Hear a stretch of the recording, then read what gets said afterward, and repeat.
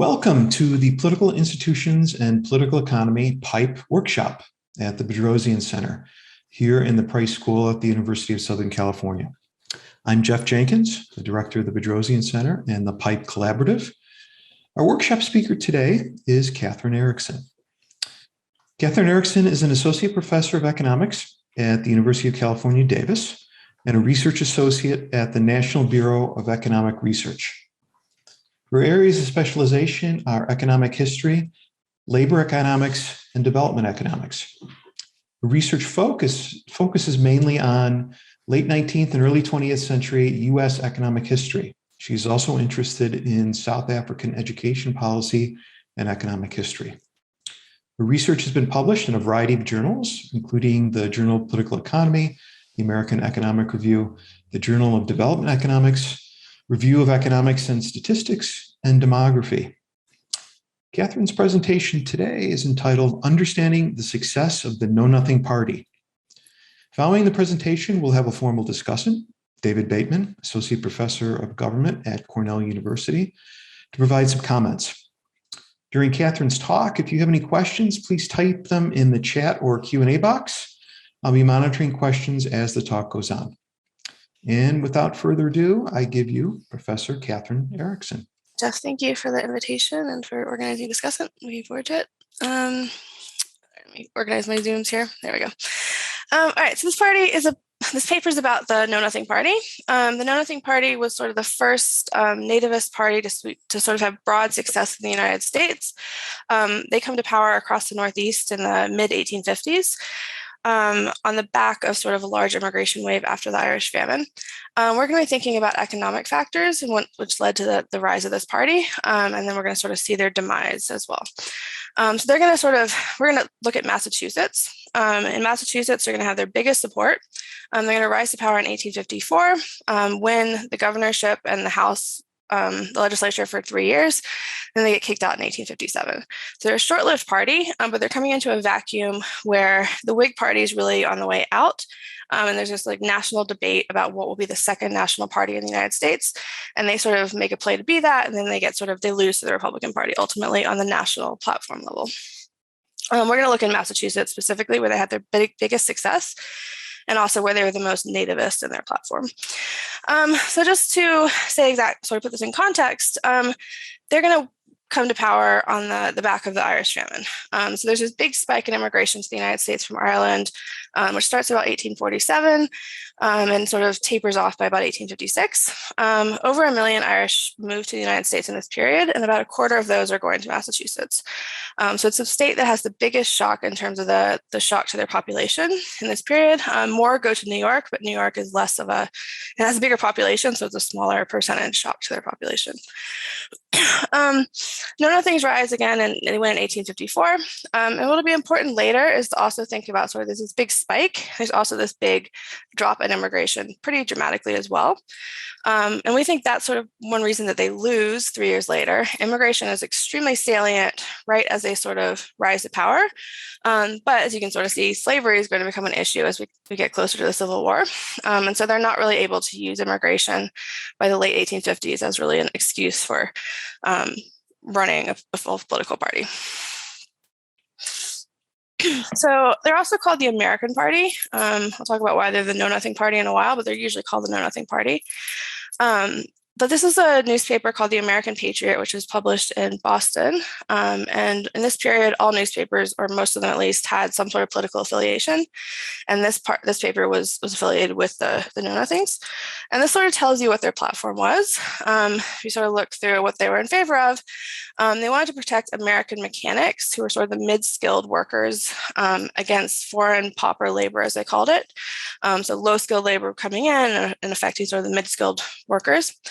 They also wanted to restrict voting rights. So they wanted to say that foreigners would have residence in the country for 21 years before they could vote. They ended up actually passing a literacy test to disenfranchise Irish voters. That was their one success. And they also were sort of pro-deportation, where they said that basically that the people who are moving into the United States are paupers and criminals. We want to send them back to Ireland, essentially. They're actually somewhat successful at doing that as well. Massachusetts in this period did a lot of deportation, actually. But these are sort of the things that they sort of ran on, and this is a platform that they really sort of rose to power on. Henry Gardner was the governor candidate for the Know Nothings, who won in November 1854. He was inaugurated in January 1855. He stayed governor for 3 years and then lost in the fall of 1857. But this is his inaugural speech. And he sort of says three things. One is that aliens or immigrants do not understand our institutions, meaning they're sort of not like us. That the people who come here are either paupers or criminals, and that they're going to be an expense on the state. We have to support this group relative to their native country. And that they're basically taking our jobs, right? That there's a threat of European immigration to American workers. And we think that, sort of without coming to, complete parallels to today, that there's sort of parallels across time. Every time you sort of see this big immigrant wave, it's very common to say they don't understand where they're coming. They're sort of sending the worst people, and that they're threatening American jobs. And so this sort of resonates throughout history. And we think this is one of the first periods where that really was sort of up front in politics. So who are the Know Nothings, just before we get to thinking about what we're doing? They're called the Know Nothings because they operated initially out of lodges, and they were sort of this oath-bound secret society. As they become a political party, that's no longer the case. But when they were sort of still in these lodges, if you were asked about it, you're supposed to say, "I know nothing about this party." So that's how they get their nickname. And honestly, if you read the newspapers in this period, they're never called the American Party. They're called the Know Nothings. They come into the American scene in 1854, sort of when the Whigs are breaking up over the issue of the expansion of slavery. And by the end of sort of 54, 55, they've captured sort of 8 governorships, largely in the Northeast, 100 national congressional seats, a bunch of mayorships, and sort of thousands of local officials. So they're very, very successful, particularly in the Northeast and sort of Midwest. Massachusetts is where they're the most successful, where they won all but I think 3 seats in the state assembly. They won the governorship for 3 years, by a huge landslide in the first year especially. So we're going to look at this state where they're sort of the most successful, and again, I'll talk about their platform as sort of the most nativist. We're going to think about economic factors behind the rise, where we're going to think about 2 things, one that Gardner talked about and one that we think is also going on at the same time, which sort of economic historians have also pointed to as being important in this period. So the first one is what we're going to talk about when we think about what he was thinking about, which is labor market competition or crowd out of native jobs by immigrants, so particularly Irish immigrants. And I'll talk about what I mean by that in a little bit, but essentially it's a measure of labor market competition as you get a lot of Irish moving into Massachusetts. The second one is also sort of, there's other things happening in this time period. And one big thing that's happening particularly quickly in the 1850s in Massachusetts is industrialization. As we get steam powered, we're sort of moving into factories, we're moving into larger and larger ways of producing stuff.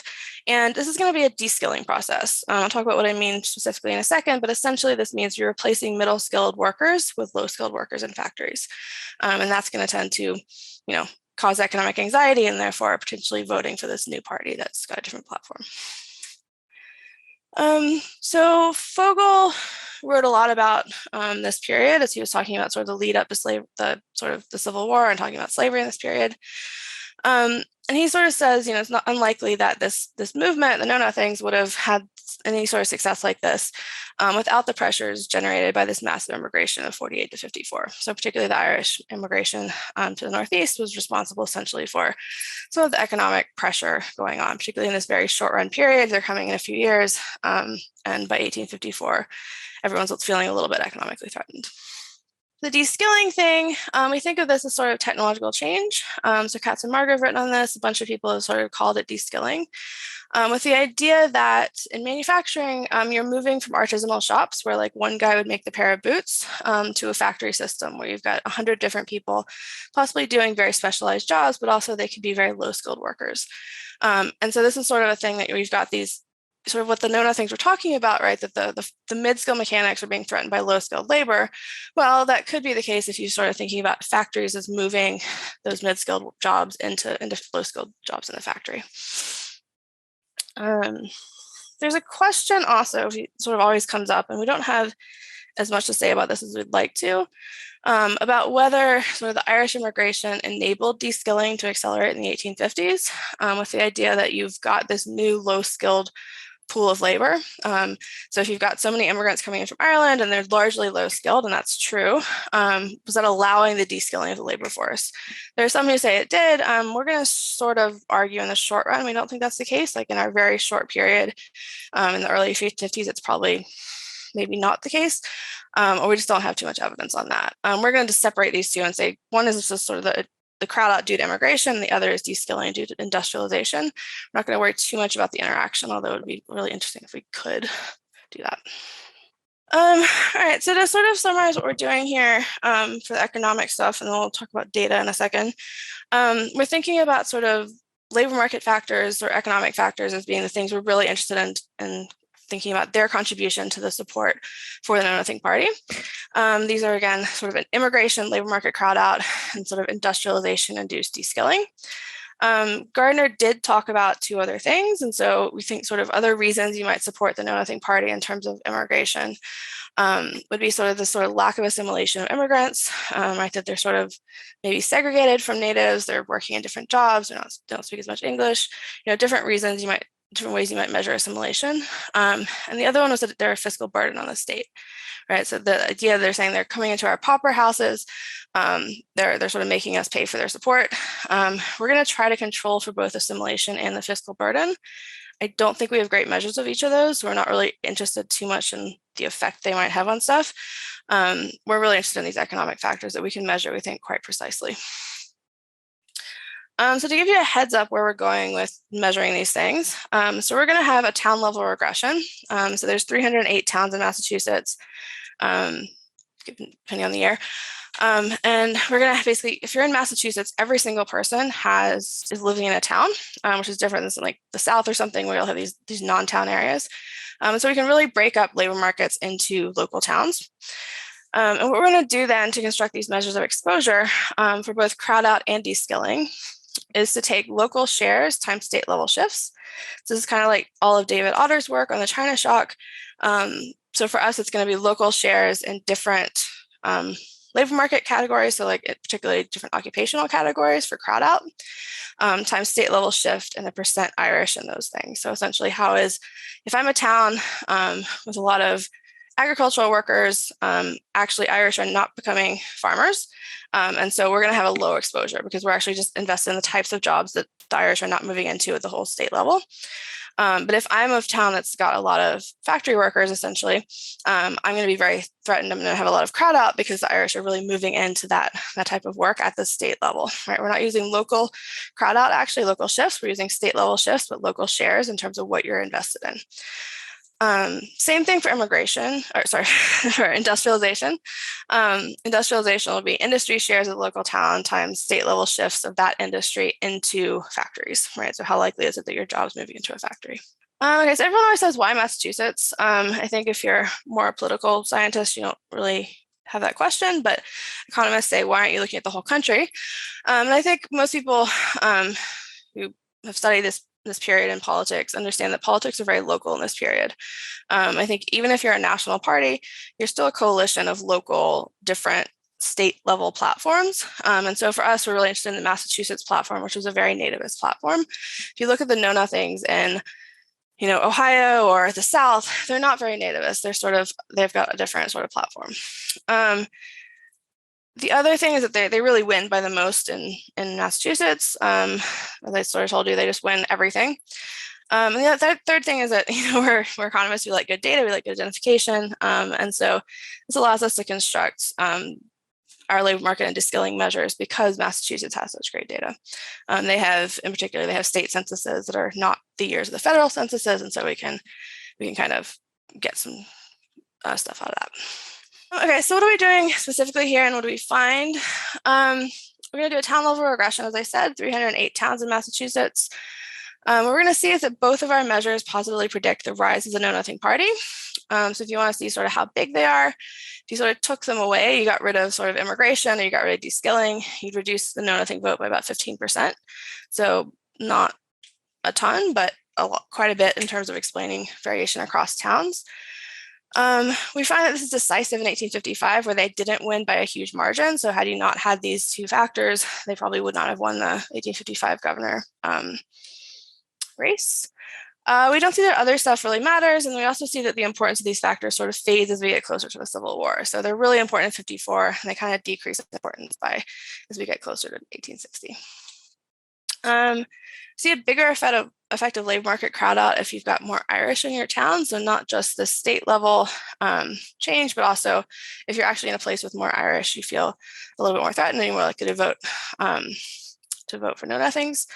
The mechanism is not through turnout. So we see it sort of shift allegiances. There's not much in terms of people showing up to vote. And then I think what's the most interesting part of this paper that we're kind of actually working in our revision to move up to maybe second here is that it looks like we can actually see individual workers' responses. And so we sort of see that, yes, people who had higher crowd out in 1850 do have lower wealth by 1860. This is largely offset by sort of two things. One is moving.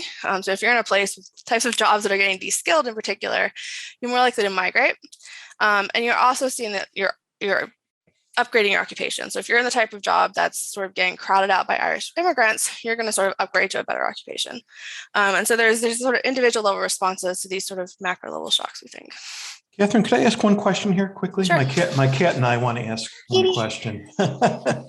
So how much was the resistance or the opposition to the Irish a function of, market issues and crowd out? How much was it instead maybe a reaction to Catholicism?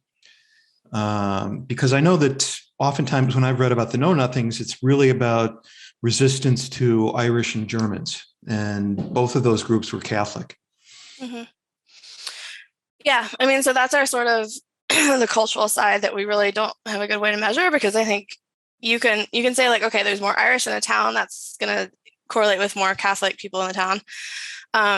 We don't have a real way of distinguishing those two. We did create like a German crowd out measure. You don't really see anything there, so it's not really that the Germans are like affecting the like labor market crowd out. We don't really have a good way of getting at that. Like, I think what we're trying to just say is like above and beyond the Catholicism issue, which really just says we don't like Irish at all, how important are the economic factors on top of that? Yeah. I think that's just like the Massachusetts fix effect is like everyone's voting against Irish immigration. Yeah. They're all voting for the Know Nothings, but how do we like say variation across towns?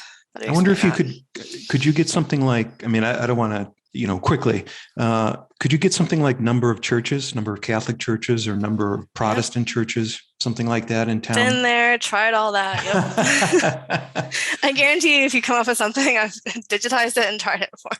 Okay. Yeah. So we've done like, do you have a Roman Catholic church before 1850? We've done, some sort of Herfindahl index of religion. All of this stuff doesn't seem to predict across town, basically.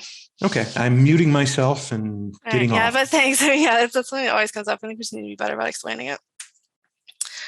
I'm not going to spend much time on the literature. I think we can kind of flip through this quickly. So there's a big literature on nativism and populism that I think we're adding to. There hasn't been any particular recent papers in particular about the Know Nothing Party. There's been some older literature talking about it, but nothing really to like taking microdata. What we're really taking our sort of methodology from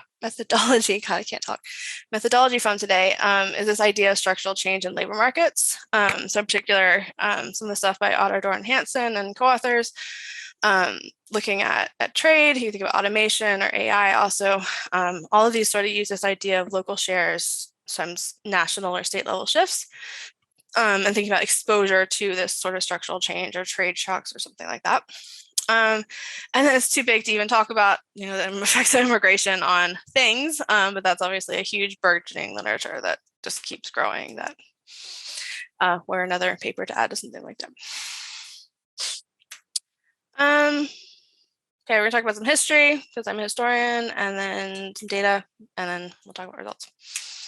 This is kind of just overview of Irish immigration again. Essentially, they're moving to Massachusetts, and they're largely moving to Boston. So 25% of the city population by 1851 was Irish. That's like in the midway through the famine.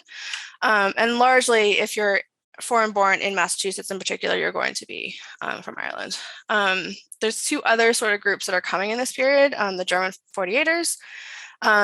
They had more overlap with the Irish in religion and skill than the English do, but they really largely settled in the Midwest. They didn't really stick in the Northeast. There's not many Germans in our state. And the British are really, again, not coming at this in the same numbers, and they tend to be high skill Protestant. They're not really sort of this like threat in terms of Catholic times low skill that you would see from the Irish immigrants. The Irish are really the ones going to Massachusetts, and they're the ones coming in big groups and also who are low skilled. So we think about sort of why Gardner could play off the fears of voters. One thing is that they were worried about Irish voting. So they were basically saying, again, they don't understand institutions, they don't understand the separation of church and state, or they owe their allegiance to the Pope. The know-nothings like to say that naturalization rules were pretty lax and that votes were manipulated. You could get here and vote Democrat. What we see when we look at naturalization is that basically they're waiting 5 years, but in 5 years, immigrants are really naturalizing. And once you're naturalized, you can vote. So for us, this is actually going to be a little bit of an issue that our votes are just total votes at the town level. So there could be a lot of Irish people voting as well, and they'll be voting against the Know-Nothing Party. So I'll sort of flip through this quickly because of time, but this idea of sort of paupers and sort of criminals, this is sort of a big burden on the state in this period. Particularly, they were doing a lot of reform to the way that they dealt with paupers. Largely, this was based on the English Poor Law, where you'd have to have settlement in a town for that town to be responsible for taking care of you. For foreign paupers, the state would take care of them. And so they built these like 3 almshouses in 1854, sort of right in this period, where they would take all the sort of state paupers and sort of move them there. These were quite expensive to take care of. They also would send people out of state. So there's a lot of deportation. This is one of those states that actually sort of started deporting immigrants first.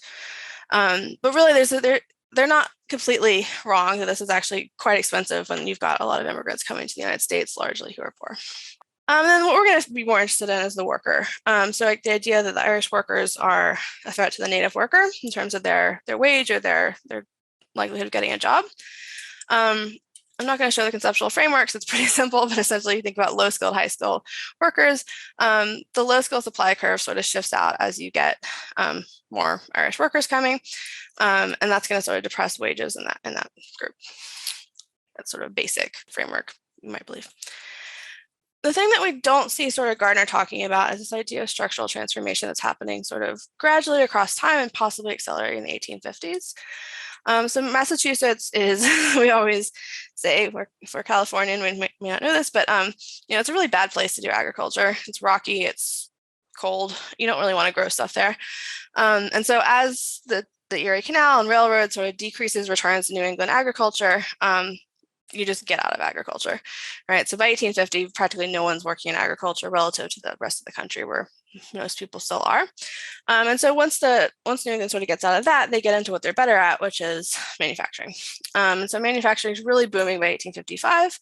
Sort of Lowell employs 10,000 people in cotton mills, and they sort of spring up across the state. So cotton, textiles, boot and shoe production are really the big things that are happening. And sort of this is one of the bigger employers in the state by 1855.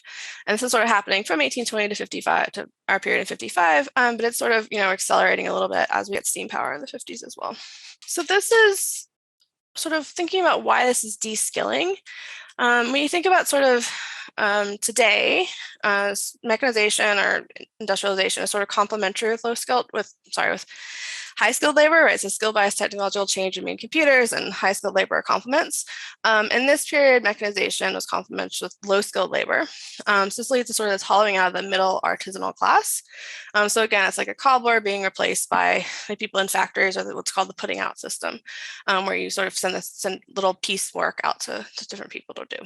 And so this is sort of, again, different than what we would think about today, but really comes up against this argument that he was making, that really deskilling is it's allowing sort of mechanics to have a lower standard of living. It's not necessarily because of immigration, but it could also be because of moving into factories.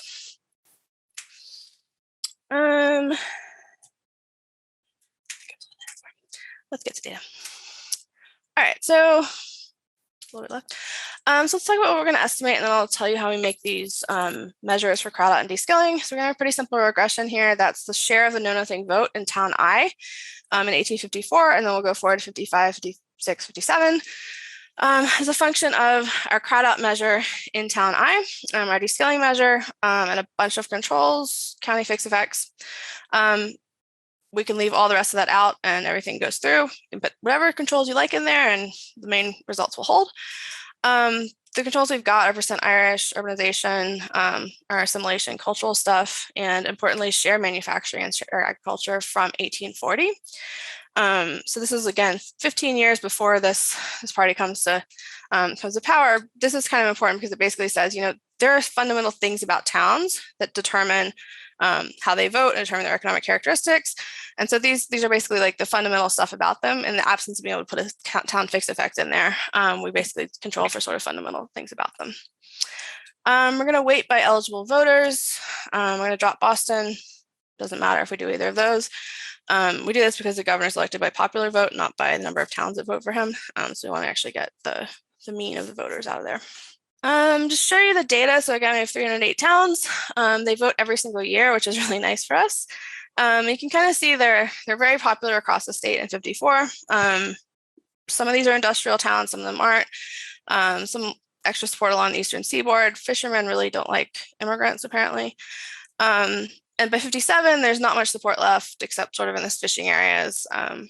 We hold a whole story about why that might be later, but there's big fall by 57. And so we're going to basically see how do they rise in 54 and sort of how this support persists across time.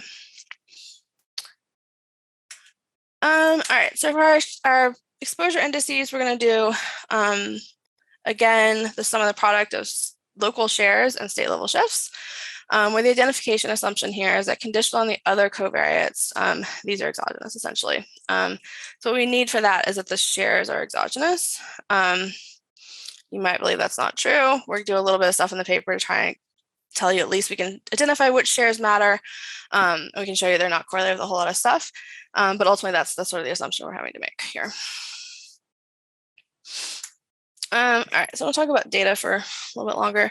So this is why this paper took us about 5 years to write.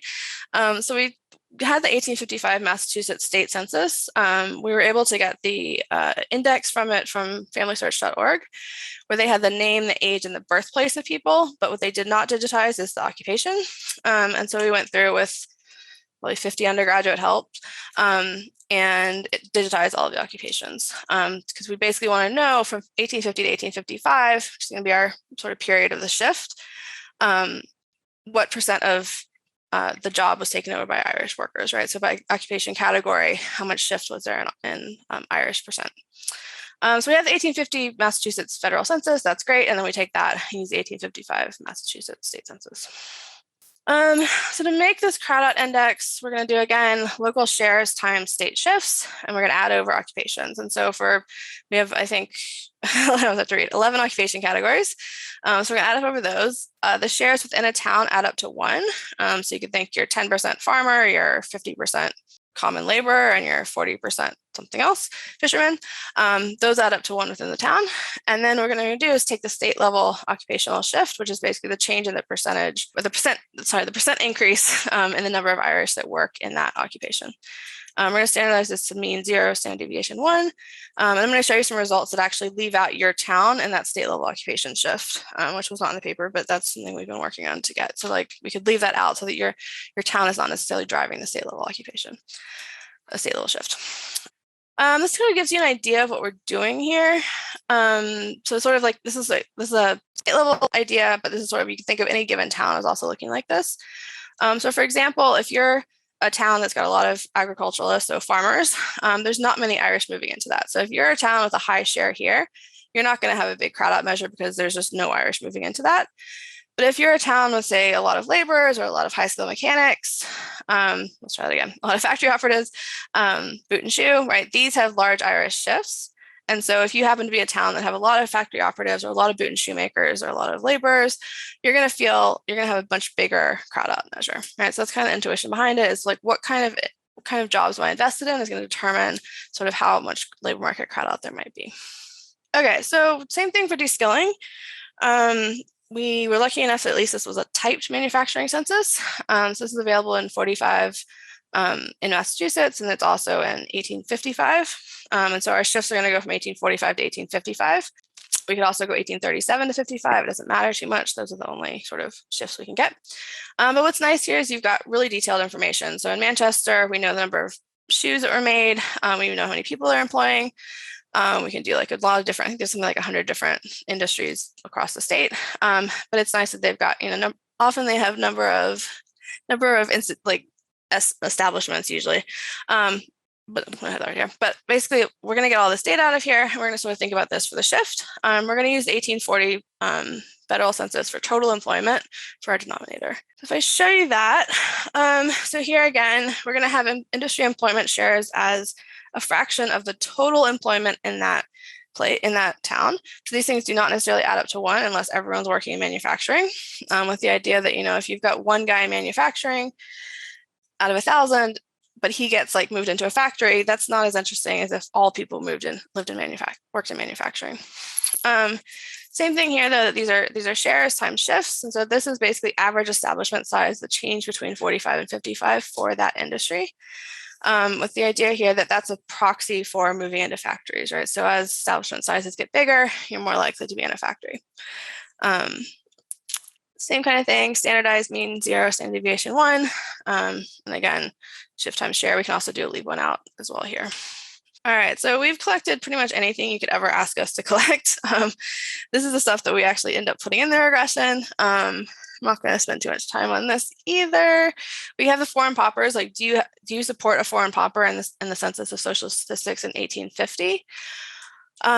We have we tried a million things for assimilation. We're going to use the names of children born to Irish parents. How American are those names? Doesn't seem to pop. There's a bunch of other controls we've got on here. I think the most important thing is, again, the 1840 census did not ask you what your occupation is, but it did ask how many people work in like 6 different industries. And so we can control for the share in manufacturing, share in agriculture, or 5 out of 6 of them, to sort of control for fundamental stuff about towns. All right, so let's take a step back, look at results. So here again, we're going to sort of show you that we don't need any of the controls in our regressions. They sort of might help a little bit with precision, but not really. So here, again, we're going to see, so the outcomes of the share of the votes for the know-nothings in 54. So Irish labor market crowd out, again, a standard deviation here is going to increase that by about 3.1 percentage points. A standard deviation increase in the deskilling index by a little bit less than 1. And so you can see we can add county fixed effects, urbanization controls, percent Irish, this cultural fiscal burden stuff. We can add manufacturing and ag. So by the time we get here, this is sort of our preferred specification with the full controls. You get about 3.5% increase for labor market crowd out and about 1.4 for deskilling. Those are almost statistically different. But basically what we're going to see here is that they both sort of predict. It looks like crowd out might be a little bit more important than deskilling, but they're both positive predictors of the vote share. If we use a leave one out measure, both for crowd out and deskilling, so again, your local town is not able to then contribute to the state level shift in your category, we see pretty much similar things. They're a little bit smaller maybe, but pretty much still consistent with what we saw in the other things. So it's not necessarily just that, either Boston or something else is driving the state level shift. It's the rest of the towns, not your town. So we can do this across time. So we can sort of plot these out. We do this for 54, and that's what I just showed you. But we can do it in 55, 56, 57, 58, and 59. They actually do still run a candidate, but they get very small percentage of the vote share. You can see on here 8% and 11%. And so what we see basically is as long as they're winning, these things really do positively predict the vote share, particularly crowd out always positively predicts.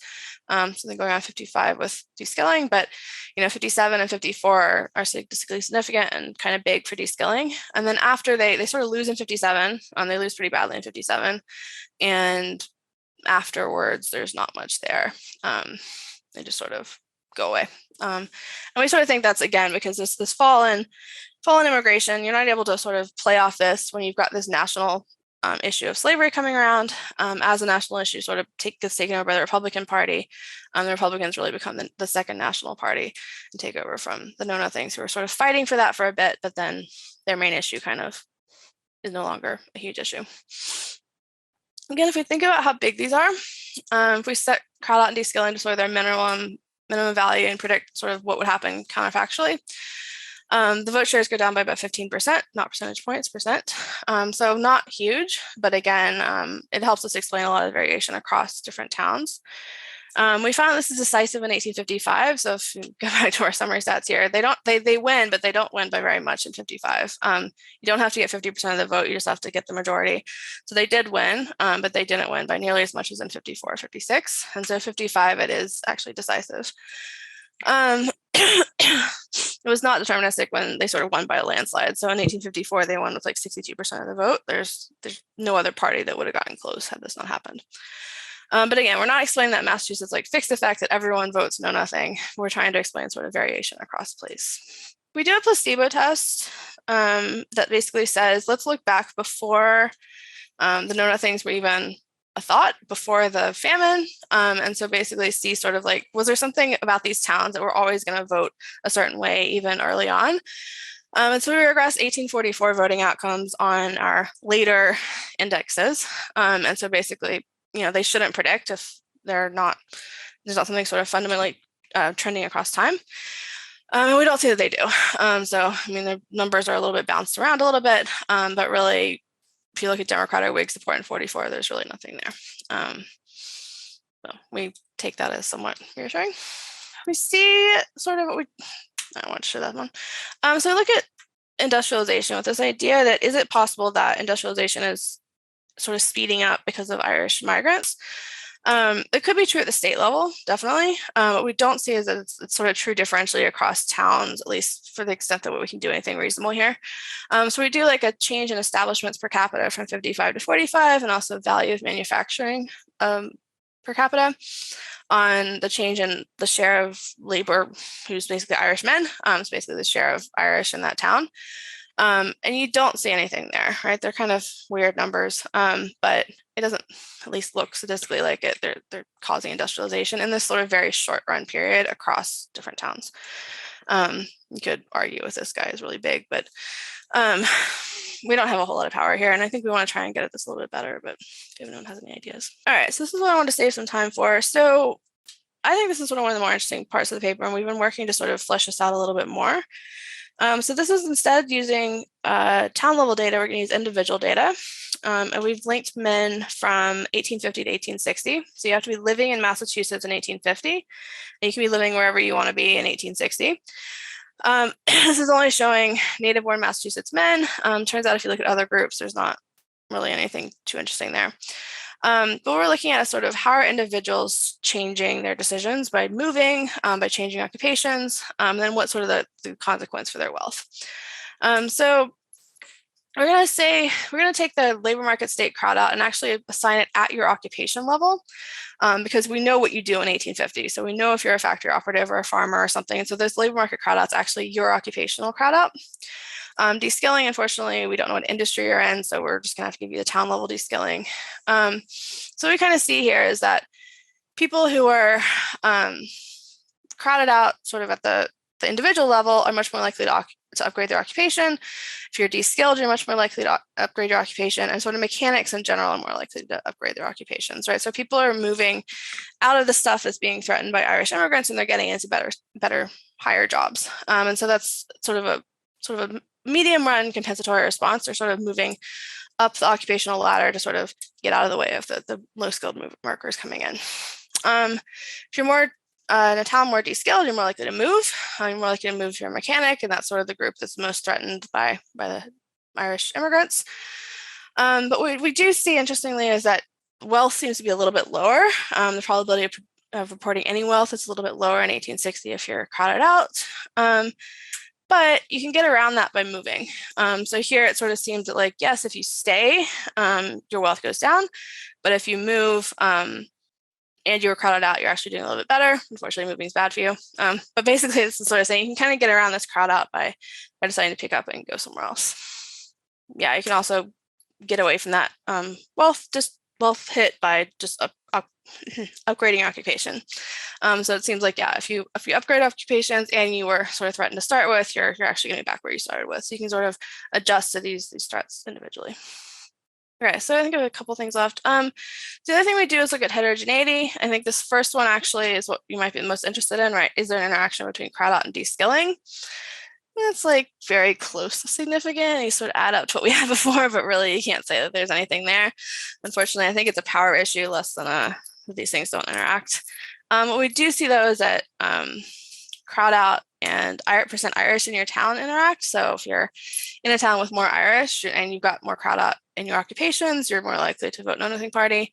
We also see deskilling interacts with cottage industries. These cottage industries are sort of another measure of deskilling in a sense. They're basically the putting out system where instead of moving into a factory, you're actually just taking one job and you're giving it out to like essentially women in their houses. And also it interacts with paupers. So if you were supporting any foreign-born paupers, you're more likely to support the Know Nothing Party if you're also crowded out. Robustness checks. We do have a lot of different things, pretty much anything you could think of. I don't think anything's too important here. We can control for a million different things and our coefficients don't move. And you kind of see that in our main regressions too, that it doesn't matter what we control for. Things kind of don't want to go anywhere. We control for prior political alignment. I think this is one of the more interesting things. That doesn't seem to matter. We can control for the rest of our shares. It's from 1840. So the entire industrial composition of the town in 1840, that doesn't seem to matter. We did some permutation tests where you just sort of flip around the measures of exposure and deskilling, reassign them to different places, reestimate the thing. Our estimates are outliers. And we don't see effects on turnout. So I think this is a really largely a flip of party allegiance of people who are voting, not necessarily new voters showing up and being motivated by this party. All right, so if we sort of think about, I'll fix my typo. If you think about sort of the takeaways from the paper, I think we sort of see that both of these things contribute to the success of the party. I think the most important thing, the most interesting sort of interaction is sort of this larger effects in towns with larger percent Irish. We sort of see these are relevant in 1855, which sort of contribute to 56 and 57 as well. I think the biggest question is sort of where did the party go? For us, sort of, we've been trying to sort of track the Know Nothing members and sort of see if they became Republican or Democrat members after the party dissolves. Haven't had too much luck. They seem to leave politics. But what we think is really happening, right, is that as 1856, the Republican Party starts to be sort of the second national party. As that happens, the Know Nothings no longer really have a platform. They were also against the expansion of slavery, and that was one of their party platforms. As that gets taken by the Republicans and they're left with essentially just nativism, they really can't compete. And so they sort of disappear by 57 into the history books. But they were possibly a party that could have competed with the Republicans had things been different, is kind of what we really think. But yeah, thank you. Okay, thank you, Catherine. As I mentioned at the start, we have a formal discussant today, and that is David Bateman from Cornell University. So thank you all very much for having me. I really, really enjoyed this paper. I think it's wonderful. I think there was just a fantastic amount of work went into it, and I think it really does sort of pay off.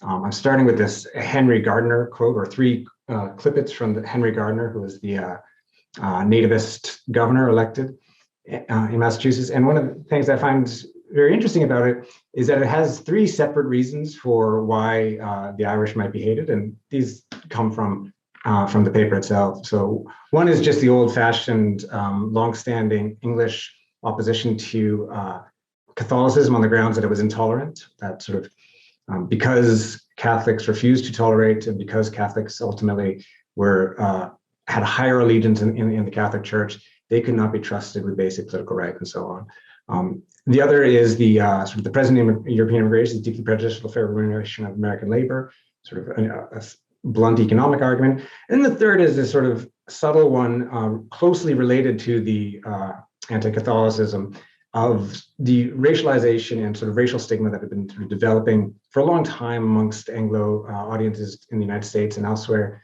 against the Irish. And so these three things sort of come together. And I think one of the great things that Catherine and her co-authors are doing is trying to sort of unpack this and sort of unpack at least some of these. So it's a fantastic paper. I promised that I was going to try to make some type of joke about knowing nothing, and now I know much more than nothing. I've learned an enormous amount from this paper.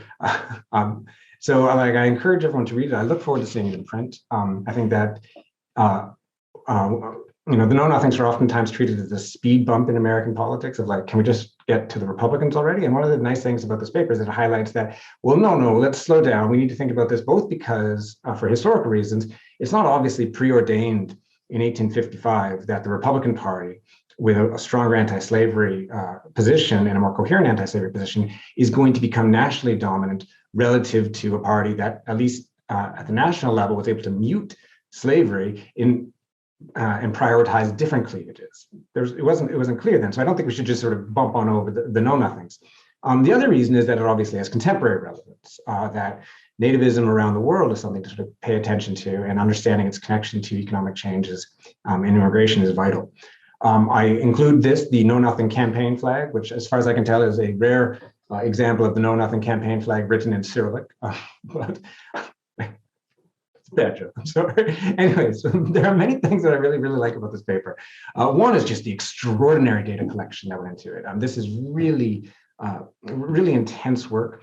There are various points where I kept sort of racking my brain to think of like, okay, yeah, but there's this measure, and then you turn the page and it's there at like micro level, and so it's really quite extraordinary. I was also interested in the churches, so the question that Jeff raised. So integrating that into the paper might be one thing to do, but it's just fantastic data collection.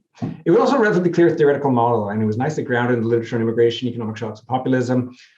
The arguments about market outcomes is kind of suggested as a secondary type of literature that it's speaking to, which I think was a little bit less well developed. I recognize the importance of it for sort of identification purposes, but it wasn't so much a literature that you were engaging with, that the paper is engaging with. And I think it can kind of actually just be treated as this is a potential confounder and we're engaging with it as such.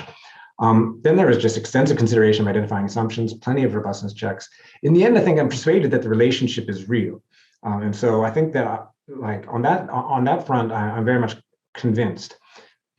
Some interpretations of it and some of the mechanisms through which it emerges, I have some questions about. All right, so this is sort of the order in which I'm going to go through my comments. Is first, I'm just going to raise a few methodological concerns. They're really questions more than anything, largely because, like I said, I was quite impressed and largely persuaded. I then want to sort of highlight something that I thought was missing here. It was in here and in the paper and in the talk, but it could have been a bit more brought up front, and that is the change in parties that's going on here. Sort of the movement, especially from sort of movement from Whigs to Know Nothings to Republicans, and sort of thinking both about what that looks like at a voting level, as well as what that looks like at an organizational level, and what that means. And that leads me into my third comment, which is going to basically be a question about whether you think of this as more of a supply side story or demand side story. Demand side story of the demand of nativist demand for a nativist party produces a nativist party, or changes at the national level, changes at the local level in sort of the party organization determine what elements of the issue space are going to be offered to voters. And once you offer voters a certain element of the issue space, will they respond to it? So the question then becomes, and precisely they respond to it, those who would be most likely to be affected, and so on. So it doesn't need to be either, but I'd be interested in how you frame it and how you interpret it and how you present it suggests sometimes more of a demand side than a supply side story. And then just a few suggestions for connecting it to other literatures. I don't actually think you necessarily need to do that, in part because I think that some things could be tightened up a bit. But there are like the findings here sort of cut against at least two literatures that I think are worth engaging with potentially, if not in this paper, in some future work. Extraordinary data collection, relatively clear theoretical model, extensive consideration of identifying assumptions, methodological concerns, parties, supply side, demand side, connection to other literatures. That's where we were. So this is less present in the presentation and more in the paper. I wasn't convinced by the logic of the 1853 Nay vote as a measure of Catholic power. And part of the reason I wasn't convinced by it is that you say, well, it was perceived at the time as being a measure of Catholic influence. The thing is, we can't measure perceptions at the time. And so it's not obvious that it was, especially given that we know that the inferred perceptions, if that sort of recounting of the perception is right, since we know that that was wrong, that actually doesn't seem to have mapped onto Catholic power all that well, it wasn't as compelling. In any case, if you were to keep it in and sort of either in the appendix or bring it forward, I would want more detail on sort of the backdrop of this story, right? So it's weird that the Irish vote against the Democrats, is my understanding. And that is not my usual expectation for this period. And that they back the Cotton Whigs, who do not sort of usually seem to be my favorite Irish group. So some detail on the backdrop of what the sort of coalitional story is. In any case, I don't think it's especially important for your paper because that part can be sort of pushed back, and other things that you have, such as votes on the literacy amendment and stuff like this, are better. The moving problem that you have is very, very nicely handled. I think that that's great. I was so impressed by like your ability to like show how many people moved and like show this at the individual level. I thought that was fantastic. One thing that sort of did come up is that in terms of are they moving and so are they confounding the effect? Well, you say that, you know, it seems to have relatively small effects, but movers might not have movers might not affect the results solely on the basis of their individual votes, right? If you were displaced and moved, you might have outsized effect because you might organize and you might become sort of a rallier for the nativists. I don't think you need to do much about this, but I think sort of walking us through your thoughts and the logic about why the results for the movers, of how moving would affect and how it wouldn't affect the results would be useful. Just a related question to moving is, I would like to know a little bit more about Irish settlement patterns. Why were they settling it doesn't seem like they're settling in growth areas, right? Because they're not also sort of leading to, their results are not, or their presence is not leading to higher rates of change. Is it the case that they're settling in growth areas? Are they not selling in growth areas? Why are they selling anywhere? I was struck by the fact that they might go into New York and then come by railroad into Massachusetts. And that made me think that it was sort of contractors, sort of employers who were paying for their contract and then shipping them by rail themselves. So something about the settlement patterns. A very, very small point, and probably not worth going into. I found that sometimes state and federal censuses, like linking them, it can be very, very noisy because they oftentimes, even when they're conducted at the exact same time, have wildly different results. I don't think there's anything to do about that, but I just wanted to flag it. You also mentioned that you had no measure of ethnicity pre-1840. And I was wondering whether you could use, as you use names for sort of assimilation, whether you could use names as a metric of ethnicity. There's work sort of generating, like, you can use the 1850 basic to say, like, these are the most common Irish names, and then map that back onto 1840. The next thing pretty much goes against that entirely. Is that if we care about Irish Catholics, names might not be the best, and place of birth might not be the best, because pre-1840, the Irish immigration is going to be disproportionately Protestant immigration and Presbyterian immigration, I expect. And that was my understanding. And so if it's primarily Presbyterians coming in, that might not have, so in the way that New Hampshire has a very large Presbyterian population from Ireland, if that's the case, that might not produce the same type of politics. The assimilation measure also might reflect Protestant, right? If you have an Irish last name, but you're Protestant, you might already be very much more likely to choose a Protestant-ish name for your child. And then a more fundamental question is the setup here, and the way that it's interpreted is thinking about voting for a party as a sort of vote for a platform. You're voting for a choice. And there's reason to think that is often true, but also less true in the 19th century than otherwise. And that, in fact, a lot of the ways in which people voted were because they were tied into organizations. And when those organizations switched from one party to another, their voters switched with them, in which case it's not so much a choice happening at the voter level, but it's happening at a more organizational level, sort of a meso level, either of the party itself or prominent employers or not. And this brings me to the party points. You go through this in the paper at various sort of, it's a bit, it comes up a bit in different places, and like, I think it actually should be brought up to the front instead of sort of at the end. I usually read the party alignment as like, Whigs one day were like, well, we're no longer Whigs. That's not a thing anymore. So let's be these know-nothings. And then they were like, well, that's not a thing anymore. So then let's be the GOP. And like, that is obviously a part of the history. But it was striking to see just how much overlap there was between the Whigs existing, the Know-Nothings existing, the GOP existing in such a way that it wasn't just total a label substitution story, which is how I've often thought of it. It's just like these organizations at a local level thought, we're Whigs, now we're Know-Nothings, which you sometimes see, especially with state legislators, in which state legislators immediately just sort of turn over. It's the exact same state legislators from one session to another, just they're no longer Know-Nothings to the Republicans. So one thing I would just sort of encourage you to do, either in future work or bring it up into the front, would be to do a few ecological regressions telling us which parties voters are going where, and emphasize that a little bit. So tell us how voters from 1850s Whigs get into the Republican Party or Democratic Party by 1860. The analysis of state legislators would be great here. What's the history of these? Do they sort of just switch their labels, or is there conflict between them, or like do some do and others don't? Relatedly, just sort of even like a qualitative history of the Whigs and the Know-Nothings in Massachusetts. And this brings me to sort of the question of, is this a supply side story or a demand side story? And at times, it was hard to sort of read which you were emphasizing, but both your suggestion that it could have been otherwise, just a more demand side story, and a variety of things that you said suggest that it was more of a demand side story, that this is immigration shocks produce a demand for nativist politics. And when you said that, after immigration declines, you see less of that politics. The Know-Nothings are less successful. As the Republicans become important, and as slavery becomes a more important issue, that becomes less important. I think, however, you think of this as a demand side story, it might help explain both some of the variation across the country, right? So why nativism seems to matter in some places, but not others. Why in the South, for instance, this is the Whigs support in the South, and then this is the nativist support or the Know-Nothing support in the South. There's definitely a nativist element in like New Orleans and Louisiana. I'm not sure if there really is as much in North Carolina.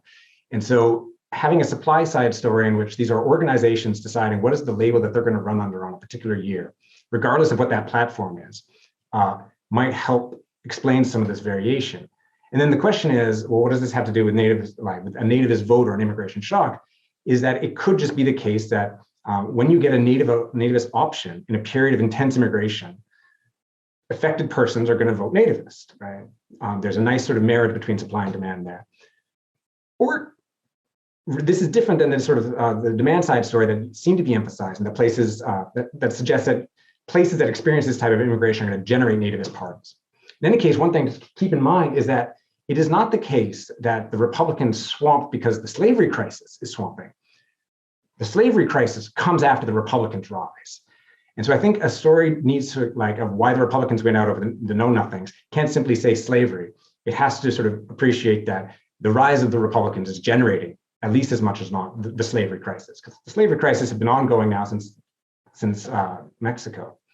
And one way to sort of think about doing this, sort of addressing this supply side and demand side, is just to integrate a little bit more of the literature on party formation and the issue space. And just think about, like, in terms of if there is an issue space and nativism is not being offered, does that generate a demand for it that parties can respond to, or can parties block out entirely the set of options that voters have, in which case you're not going to get this association between between immigration experience and the immigration shock and voting. All right, and this is the last set of points. One, I mentioned sort of this subpaper here, which I think was not as well integrated, so I think you can drop that. But I think that one thing you might want to do is highlight other possible implications. And I was thinking of two in particular, or two books in particular. One is The Wages of Whiteness Story by David Roediger. Right? And his argument is that deskilling encourages whites to think of themselves in very racist terms as sort of a compensation for their loss of status. And it's explicitly about deskilling. And so they become racist because of deskilling. Then there's Nolan Nadia's argument, and these sort of go together, about how the Irish became white, in which nativist whites and Irish unite against blacks. And there's a very similar story of deskilling, that they managed to sort of avoid conflict between them by uniting against blacks. And the story you're telling here seems to be very, very different, because in Massachusetts, at least, the Know-Nothings are a less racist party than the Democrats. And so instead of deskilling in this case, producing support for a racist party, it produces support for a nativist party. So this really seems to cut against these two literatures that I thought was interesting and worth discussing. And then I would just like a little bit more of unpacking the contemporary analogy of, if you had the data you could have today about sort of individual votes, about individual preferences and so on, what would you see? And that's it. I'm sorry for going long, and I'll stop there. Thank you very much. Thank you, David. Catherine, do you have any responses to David? We have time, so. I mean, that's so much stuff. Thank you. That's so much to think about. I think you're right to think about like it's a demand story. I guess what we sort of said is that, I don't know if we have this in the actual paper, but like I think what we've sort of said is you can sort of take the demise of the Whigs as sort of a national shock to Massachusetts itself. Right, like Massachusetts is not driving the Whigs falling apart over sort of slave expansion. And so to the extent that like someone's trying to become the next party in Massachusetts, at least, like they're able to sort of look around for what the issue is. Like I think Gardner was never a nativist. He becomes one as an opportunist. He was not interested in that until it was like all of a sudden a thing he could do and he could win on. Yeah, I think that we could be a little more careful with that. I mean, I guess, yeah, like when you show those maps across, like the national map, we still cannot for the life of us figure out the million different different party platforms across the country. Like they don't seem to be very united. Like if you think about like the factors you can look at, like we can see that like manufacturing is correlated with support for the Know Nothing Party. Maybe it's just like economic upheaval and anxiety supports them across the country. Yeah, that's a tough one, I think. Yeah. Anyways, I could go on for an hour, but thank you so much for those comments. It's really helpful. Okay, let me go ahead and read one question that came in from John Bateman, who is a political scientist at Bates College up in Maine. Following up on David's point about the party development story, have you thought about fusion tickets and whether their success or failure at forming was related to these economic factors? One way to get at the question whether or how the Know Nothings were absorbed by other parties is look at the success of attempts at forming fusion tickets that include Know Nothings. Not sure what the main story was specifically, but various interests sought to form fusions, mainly to have a united front against Democrats. Some fusions formed, such as Indiana, some didn't do so well, such as Maine. And there was wide variation across states, as well as local variation, especially in the 1856 election cycle. Tough one. Yeah. Yeah, so I mean, I think, so this whole period, the early 1850s in Massachusetts is this like coalition building mess of chaos. Like you got the Free Soil Party, who come out at sort of break off from the Whigs. And they're the ones that want the new constitution. I can never keep anything straight in that state. So they're sort of come about, the Know Nothings come about as sort of like a coalition of, you know, the Free Soilers, some other Whigs, a few people that are sort of disenfranchised with other parts of the state. And they really truly are this like almost, I don't know if there's a better definition of a fusion ticket, but like they really are sort of a mix of a million different people who sort of have become disenfranchised with whichever party they were aligned with. I think after that, you don't see as much evidence that really happens. Like, so one thing that we sort of cheat in the paper is that in 56, Gardner actually runs as a Republican. There's a different American Party candidate. He runs as a Republican thinking that's going to get him the most power, and he wins. He wins off the back of the Republicans winning. And then he goes back to being a Know Nothing the next year, and there's a Republican guy that wins. So, I mean, that's like a little bit of a confusion that we never really could quite understand, except that he seems to be trying to get on that bandwagon and then sort of realizes when they say, no, we're not nativists, and sort of 56, he says, oh, well, okay, I guess I'll go back. And some other guy comes around. So I don't know to the extent other than after that, like what the story is in Massachusetts. I don't know if anyone else who's more a political scientist has any idea. But I know the early 50s are certainly this like hodgepodge of parties that just are all trying to get some power. And the former Whigs are kind of going every which direction, kind of thinking what to do. So I was just dabbling around in Wikipedia and looking at the Massachusetts governor elections, and best place. In 54 and 55, you have essentially 4 different major candidates, right? Running. And jumping ahead to 56, it looks like, at least according to Wikipedia, it seems like a fusion ticket between the Know Nothings and the Republicans around Gardner. Maybe that's not right. But that's what it seems to indicate here.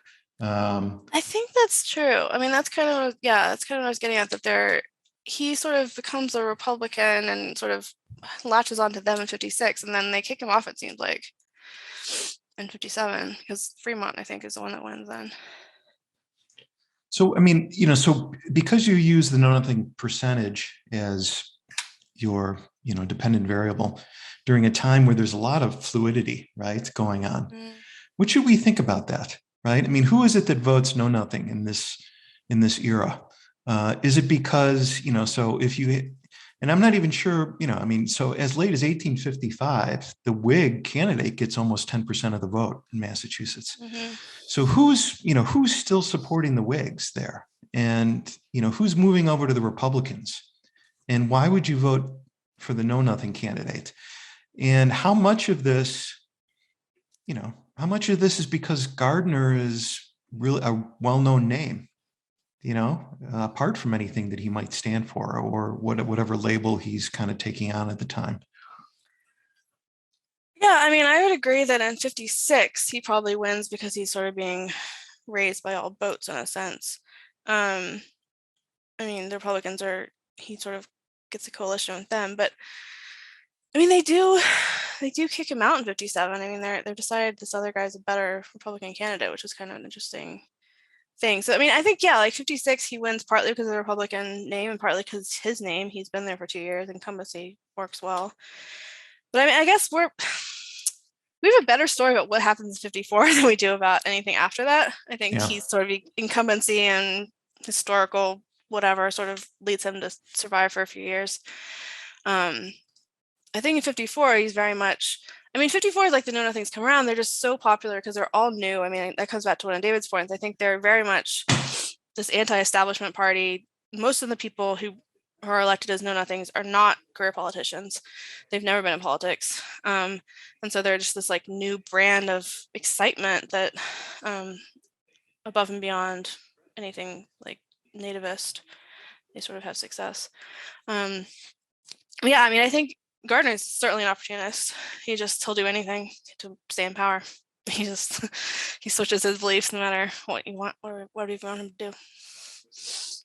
Can I just quickly say that's fascinating that most of the Know Nothings who are elected are not career politicians, because that really goes what the books against, say. Yeah, like that really doesn't seem to sort of fit with like a type of organizational label switching. Gardner like has an organization, he switches it to Know Nothing, he switches it to Republican, and the organization comes with him. If they're not career politicians, that does. I think most of them were not. So like if you think about who goes into the Know Nothings, it's like the anti-slavery Whigs, it's the Free Soilers, and it's like any nativist. And I think the nativist platform is just the sexiest thing to run on.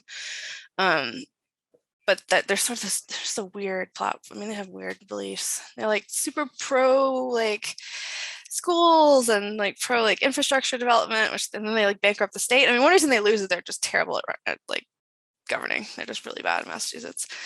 But they seem to really run on like the rhetoric is all nativist, certainly. Do you have any sense of what turnout is like in 1854? Is it a high turnout election? I could tell you if it's not in my slides though. I can't tell you off the top of my head. I'd have to look at the paper, but I want to say it's like 70%. I think it's pretty high in 54. It falls in 55, goes back up in 56, and back off. It's higher in the like House of Representatives years. That's a wild guess. I haven't looked at it in a while, but it's decently high. And that's like as a fraction of eligible voters. Yeah. Which they actually count that year. And was Massachusetts one of the states that had alien voting laws in place? No, so you had to be naturalized. But as soon as you were naturalized, you could vote. There was no like property requirement or anything.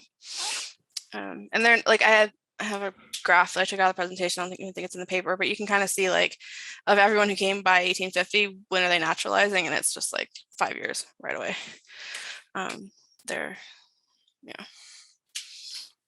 And who,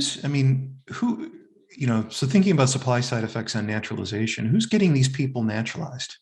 Democrat Party. Even as early as this time? I think the, so. The Democrats? Yeah. I think Okay. in Boston, especially, they're pushing you to get your papers. Yeah. I mean, probably I would guess there's probably some Democrat organization going on within factories as well. Like I would think that that's probably where the pressure comes from as well. You're working a textile mill and the local leader says, come on, y'all going to go down and get your papers.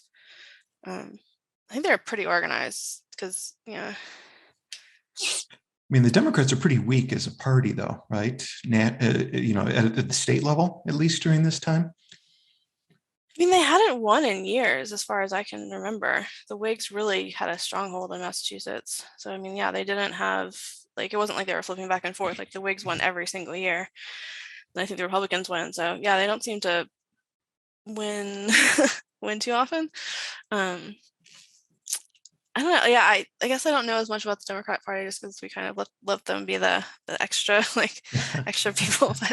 But I can just tell you that, data-wise, that the Irish are naturalizing really quickly. Yeah. And I'd suggest it's the Democrats, yeah. David, any other questions here? Yeah, I have two, and both of them are kind of encouragements for you to do other things, but not requirements. It would be great if you could tell me, rather than I think you do need to tell me. Not that I can demand these things. I'll send the paper to you, Jeffrey. I'm interested in, I'd be interested in a comparison. I know the data is not going to be as good, but I'd be interested in a comparison with Rhode Island, because Rhode Island has the franchise law there has a very, very, very steep property qualification only for the non-native born. So in which case, sort of political concerns about Irish power. And when did that get passed? Do you know? 43. Okay. Yeah. So, and it comes about before the sort of mass wave of Irish immigration, but as sort of immigration in general has started to pick up. Interesting. It's a weird story of how it happens. The Door War, but so you get so it's an extremely high property qualification, but just for non-native born. So in that sense, politics, the political worry isn't going to be there, but the shock should still be there. And Rhode Island being New England, it's also going to do everything by weird places that nobody's ever heard of. The Nowheresville will also be the basic unit of politics. Right. But there's less Nowheresville, so that there should be at least some relatively fine-grained data. The other question would just be about that literacy test qualification, in which it's grandfathered in, passes.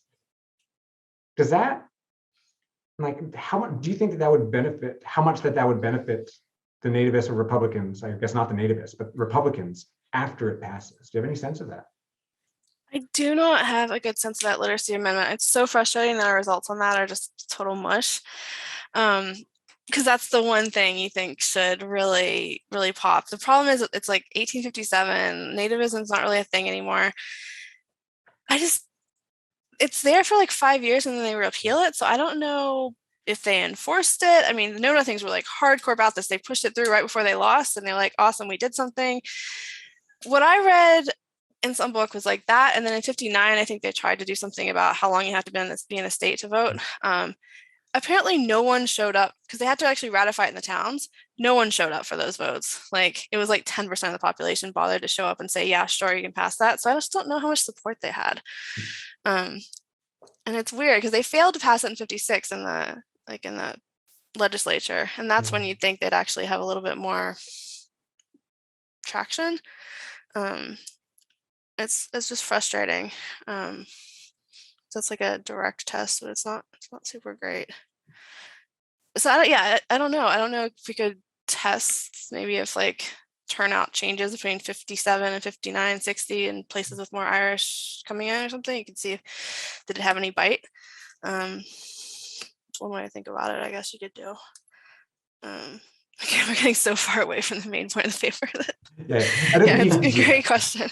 No, but I think it's interesting thinking about the relationship between, like, I know Connecticut and Massachusetts both pass literacy laws, but then I didn't know about Rhode Island with the property law. It's equivalent, right? You're just trying to make sure that new Irish voters can vote.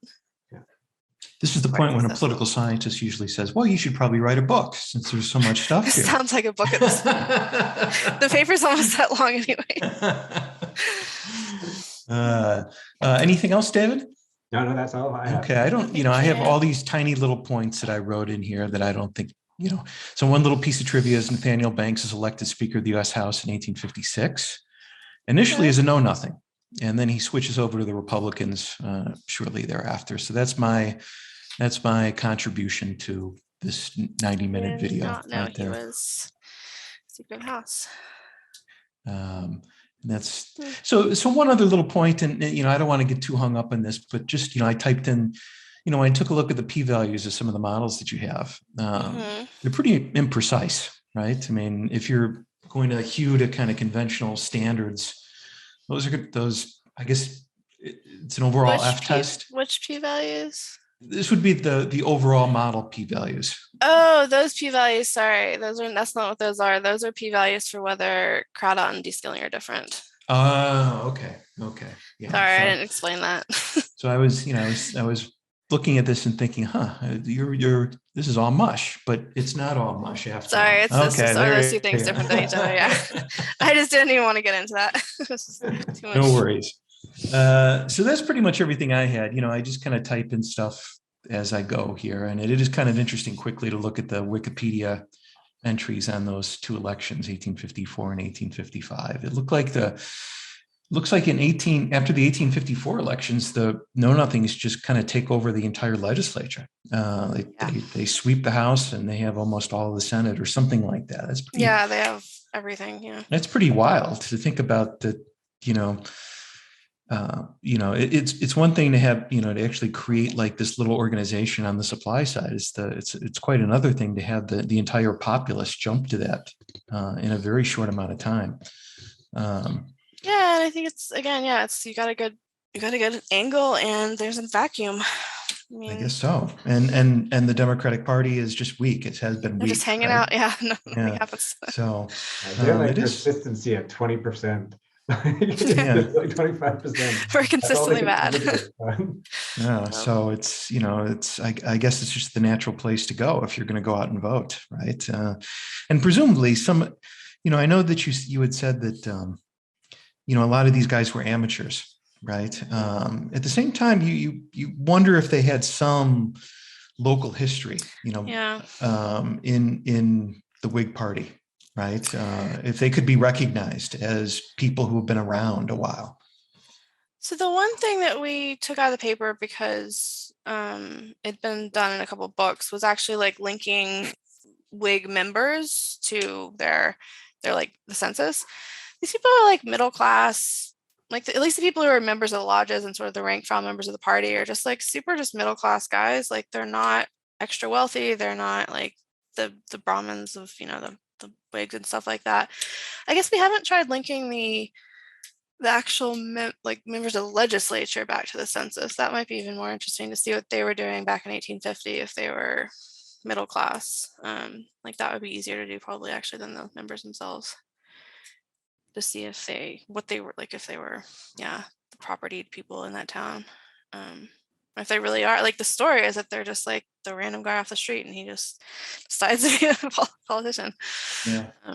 So what do you expect? I mean, putting yourself back in that time, the wealthy, the Brahmins, what are they hoping for at this point? Right. I mean, politics is getting kind of weird, right? And they may or may not benefit from this nativism that's being kind of bounded around, but clearly they were very much in favor of the Whigs, and I would expect that in Massachusetts, the Republican Party adopts a lot of the Whig economic policy from the early part of the 40s and 50s, right? I wish I knew the answer to that. I guess I think of the Whigs as being like, I mean, I oversimplify it, but being sort of a two parts of it, like the sort of very rich who I could assume the Brahmin just sort of still vote Whig, and then I don't know what they do by the time the Republicans come around and the Whig's really gone. I guess they'd have to vote Republican. And then the sort of other part of the Whigs that broke off and become the know-nothings. But I don't know enough about policy before and after. It's hard enough to learn about 52 to 57, let alone the rest of it. I guess we should know more about that. I mean, the Democrats are definitely the ones fighting for the 10-hour workday, and they're just very unsuccessful. Massachusetts is like the last state to have it because they're so weak. So presumably the Republicans come in and they do the same thing the Whigs did in terms of labor protections, at least. David, do you have any final thoughts at all? No, other than just this conversation sort of convinces me that I think it might be useful in framing the paper to start off with both the economic shocks as well as sort of the party formation issue space, because that allows you to quickly say, look, the collapse of the Whigs are this shock that leaves a bunch of factional politics in which the supply of any particular position is neither clear nor is it like locked out of the space because other parties or because like factions have like formed into two parties, and right there does seem to be this constant pressure to eventually get to two parties in the system. So that you start with those two, that allows it for to be an opening it up, and that allows you to say within that context, what is the effect of immigration as demand side for nativist policies? And that would be, I think, a pretty elegant way of getting right to it. Yeah, I love that. Thank you. All right. Well, we're pretty much at time here. So I would like to thank Catherine Erickson for presenting her work and spending part of her day with us. And of course, as always, David Bateman provides excellent discussion and comments. Ann Johnson at the Bedrosian Center for being behind the veil here, making sure nothing goes wrong. And to the listeners out there, the individuals who are attendees asking questions, thank you for visiting and spending part of your day with us. And this will go up on YouTube in, I don't know, 3, 4, 5, 6 days, something like that. And when it does, I will be sure to send you the links. So good luck on the project. Good luck answering the 1,000 questions that people ask you. I can only say the political scientists like David and myself really find this interesting. So if the economists want nothing to do with it, there is a clientele for it out there. We've thought about that. But yeah, no, thank you for all the feedback and all the thoughts and the chance to present. Okay, and with that, I will bid adieu for the day. Thanks very much again.